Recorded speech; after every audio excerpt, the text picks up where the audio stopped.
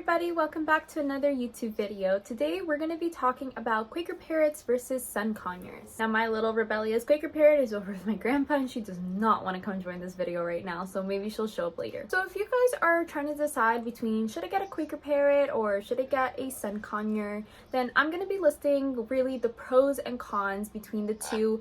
And disclaimer, this is my personal experience, my personal opinion. It may vary from person to person, but I am also drawing from other people who I know have Quaker parrots and sun conures on their opinions. So let's start off with the cons. Good news is always saved for last. So some of the cons of sun conures will include they are loud, and I mean very loud. They can reach up to 120 decibels, which is about the threshold of the human ear can hear. Now, if you guys watched one of my previous videos about how your parrot is causing you to lose your hearing, then you will see on the scale they are pretty high up there on some of the louder side of the parrot. Sun conures can possibly cause gradual hearing loss over time, so do keep that in mind to take care of your ears. They definitely have a stronger bite than Quaker parrots. Though they are more gentle than Quaker parrots, one nasty bite from them, let me tell you, it will hurt. Because your beak is so mighty, but you don't use it for mighty things, so I'm grateful to you for that. They're very sassy. They don't like being told what to do. They will give you attitude right back. With the beak, their beak is also strong enough to rip apart wood like paper. Unlike Quaker parrots, their beak is usually not strong enough to break wood, while sun conures break it so easily. So you might have problems with your door frames or your window frames getting some bites into them. Those sun conures aren't typically too mischievous. There is, when they're trying to protest about you saying no, they will purposely break something, so you just know they're upset. Sun conures do throw temper tantrums, and when they throw temper tantrums because they are upset, that will include a lot of repetitive of their 120 decibel screams. Meanwhile, a Quaker parrot will usually go to about 110 decibels. Not as bad as sun conures. Quaker parrots usually don't throw much of a screaming fit. They can be a little bit jealous. There has been situations where she suddenly just gets upset about the voice over the phone call and she'll just like lunge at the phone, and sometimes that might accidentally end in, hurting you. They as well like to play wrestle. They naturally play wrestle a lot. They naturally play wrestle a lot with their other companion parrots, and they might try and want to do this with you. Now that might include them going on your back, wheeling their feet and trying to like grab yours, and sometimes you want to play with them. Just keep in mind that between other parrots, their grab is not that hard, but with you, that bite is gonna really hurt when they grab onto your finger, and sometimes they might not want to let go. So you have to be really careful when you're play wrestling with them, because that's gonna hurt you, and I have experienced that. Hey, we got our little Quaker back in the video. Hello, Luce. Oh, she's gonna be upset. Some pros about sun conures, my little sun conure who just ran away. They are cuddly. They are very cuddly birds. They like to be held. They like to be in your shirt. Even though they're not big on you like giving them scratchies the same way other parrots might be, they do love being held. They like your warmth, being near you. So that's something very nice. They're also very passive birds. They're more on the calm side. They like to just chill. They like to zone out a lot. At least my sun conure does. I do find that they're not as hyperactive. They mainly just want to have your companionship. They do not like getting separated from you. They definitely will be seeking you and waiting for you. Even if they're not on you all the time and they're not as really that clingy, they like to have you nearby. They like you to be in the same room, and they like to be attentive of what you're doing. They like taking their naps during the day, so like I said, they're pretty chill in comparison. Just so you know, sun conures aren't known for their speaking abilities, if that's something that interested you guys. Although you should never get a parrot just because of their speaking abilities. They can start mimicking sounds. Sun conures love their showers. Keep in mind they come from the Amazon rainforest, so they love being brought into the shower with you. Not necessarily getting wet, but they just love that sauna. Their nose tends to get a little clogged up easier, so it helps them a lot if you bring them into the shower. They receive some of that warm sauna, and it helps them sneeze out all of the things that are clogging their nose. Sun conures can live anywhere between 30 to 40 years, so keep in mind it is going to be a bit of a commitment with them. They're big fruit and walnut fans, so they not a lot of veggies that they eat, but still you're gonna have to feed them veggies, and they do like their pellets a lot as well. Family bird wise, they're not bad with families, they're not bad with a lot of people. Most of the time they're not gonna like attack them or dive bomb them. Sometimes they just kind of go like, don't touch me, or don't touch, you know, my owner. But most of the time they're more like distant and kind of watching from afar. I mean, of course, if you socialize them, then they're okay. They're socialized well with my family. But of course, read their body language, understand, because like I say, they don't like being touched all the time. They're not that clingy. They just like having you nearby. So if they're telling you, you know, stay away, they're gonna give you a warning, and otherwise you're gonna get a really nasty bite. They love their music. They love watching their TV. They love quacking. They definitely do a quack noise a lot.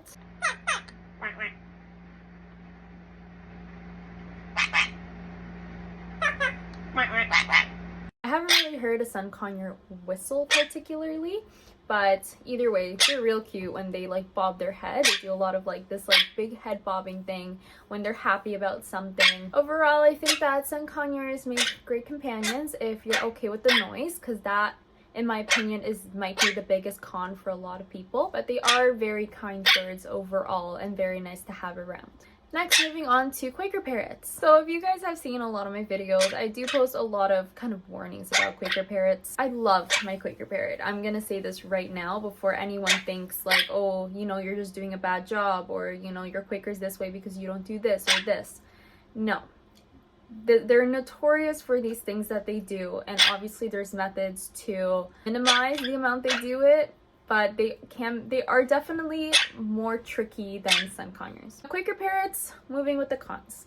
This might be a con or pro to some people, but they are extremely clingy. They need to be on you 24/7. They need your attention 24/7. It's pretty hard to get them independent playing with toys because they just want to be on you. Quaker parrots are community birds. If you look at their natural habitat, they build large nests within their families and communities, and there is just a large amount of birds within that. So they are extremely social.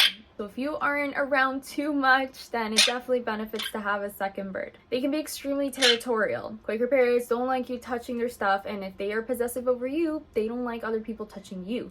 So they will definitely lunge to bite. They will get very upset at you. Now, we talked about a Quaker's decibel range for their screams. They don't tend to scream that much. They really don't. I think Lusa only ever like screams when she wants something and I'm not paying attention to her, but it's not like the same way that a sun conure will throw a temper tantrum. Most of all, she's just kind of making noises. Quaker parrots do have the ability to speak.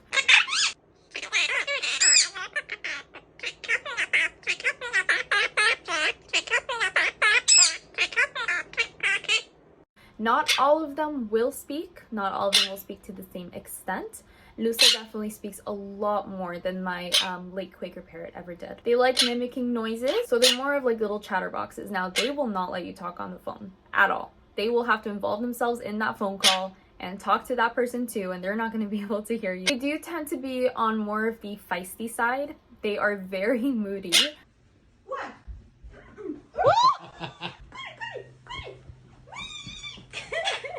Some parrots might give you a few warning signs before they switch moods. Quaker parrots, it's very hard to read their body language sometimes. They can shift from mood in like 2 seconds. You'll be like petting them 1 second and they'll be all nice. They'll give you kisses. And then the next second, for whatever reason, they just turn around and bite your cheek. Sometimes, I'm sure, of course they have their reason, but it's hard to sometimes understand the reason. Ow, see, just like that, she comes in for a kiss and then suddenly she just pecks me. They like to prank you, they like to play a lot, so they might roughhouse a bit. They enjoy biting you and laughing about it. Now, obviously not to bleed, not hard bites, but they will, like, you know, gently bite you, laugh about it, think it's so funny. Cute.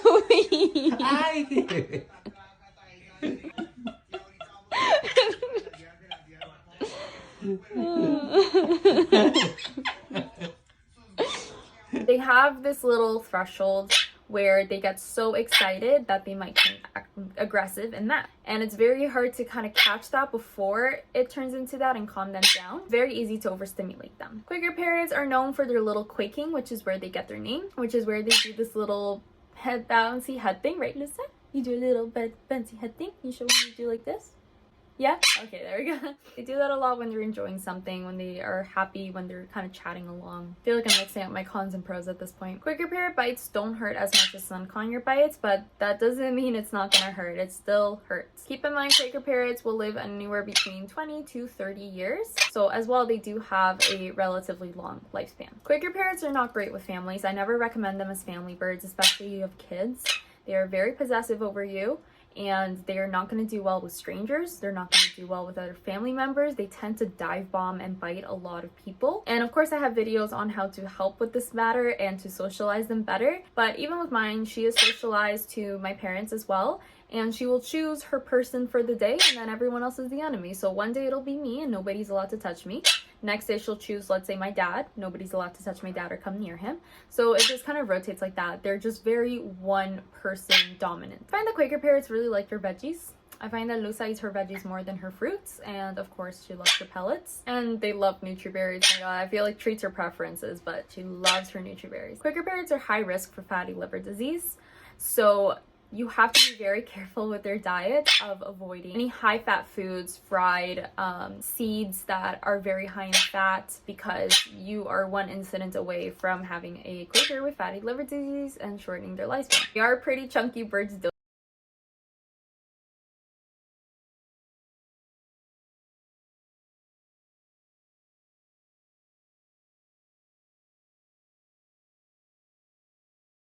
Pros about Quaker parrots. They are such funny birds. They are hilarious. Quaker parrots, because of their little moody attitudes, can do some things that'll just make you laugh so much. And the best part is, a lot of the times they learn to laugh along with you, which makes it even funnier. I always have a good laugh with Lusa. She can be really hyperactive and do some really funny things. If you guys have seen our Instagram, then you will know exactly what I'm talking about.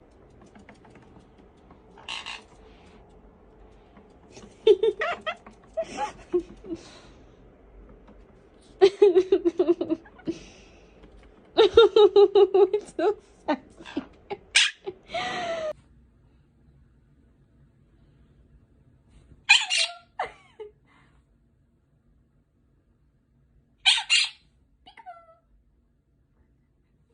They love their scratchies. They need a lot of scratchies because they are very fluffy. They have so many layers of floof. They don't bathe as often as sun conures will. Sun conures will like have a daily shower, I swear. But because they're so floofy and they come from colder climates, because they come from the south of Argentina, they don't bathe as often, but that also can cause them to become a little bit dusty. Because they can learn to mimic sounds and talk, it makes it so entertaining. It really does make it really funny. Now, you do need to give them a lot of time, a lot of attention for them to really thrive, just like with any other bird, but they really, really thrive off of socialization. Being on you 24/7, just they clingy little babies. But like I said, it can either be a con or pro depending on you. I personally love it. I love my bird company. I work from home, so for me, it is the greatest. They keep me great company.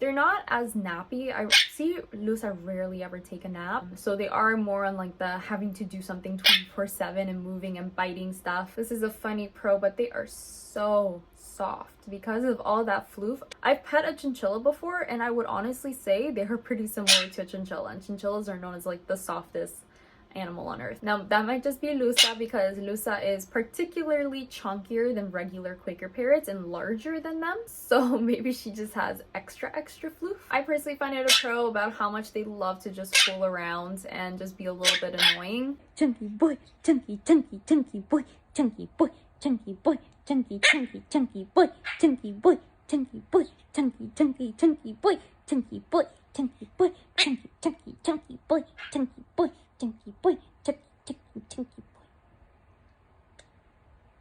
boy. Like I say, comment down before it gets to that threshold, but personally, it's fun. If you are the type who likes to goof around, to play around, then it's a matching bird. If you're someone who's just a little bit more on the calm side, then probably look into sun conure, because these guys do not sit still. They are so hyper. I do find, and I forgot to mention, that Quaker parrots are more, even though they're hyper, they're also on the lazier side, if that makes sense.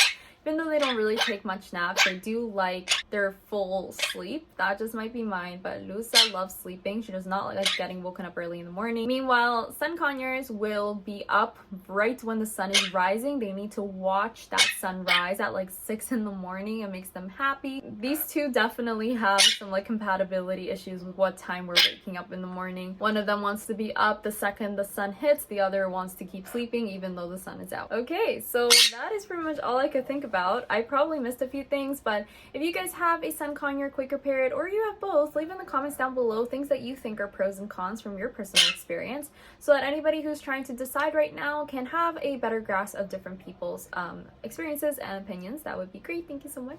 Oh, she loves snuggling. Hope this video helped you guys if you're trying to decide at the moment. I have tons of other videos based on Quaker parrots, based on sun conures that you guys can dive into. If you guys have any questions, leave them down in the comments below. If you enjoyed this video, hit like, hit subscribe if you want to see more of us. Check out our social media links down below, as well as our Etsy shop. We have tons of Quaker parrot and sun conure themed products. And see you guys next time. Bye-bye!